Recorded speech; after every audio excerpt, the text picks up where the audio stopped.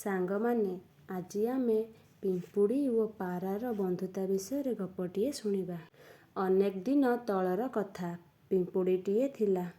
ଖରାରେ ପିମ୍ପୁଡ଼ିଟିକୁ ଜୋରରେ ଶୋଷ ଲାଗିଲା ତ ସେ ସେଥିପାଇଁ ପାଣି ପିଇବା ପାଇଁ ନଦୀ କୂଳକୁ ଗଲା।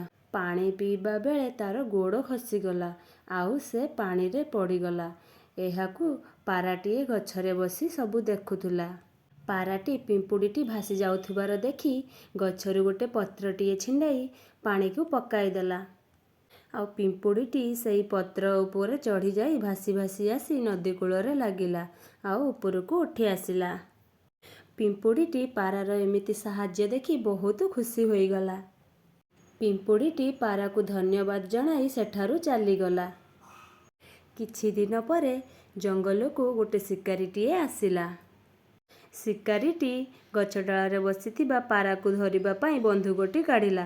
ଏସବୁକୁ ପିମ୍ପୁଡ଼ି ଦେଖିଲା। ପିମ୍ପୁଡ଼ି ଯେତେବେଳେ ଦେଖିଲା ଯେ ପାରାକୁ ଶିକାରୀଟି ମାରିବାକୁ ଆସିଛି, ପିମ୍ପୁଡ଼ିଟି ଯାଇ ଶିକାରୀର ଗୋଡ଼କୁ ଜୋରସେ କାମୁଡ଼ିଦେଲା।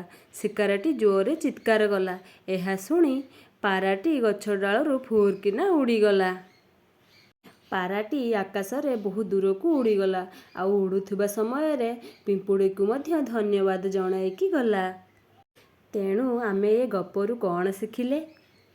ଯେ ବିପଦ ବେଳର ଯିଏ ବନ୍ଧୁ ସେ ହିଁ ପ୍ରକୃତ ବନ୍ଧୁ ଅଟେ।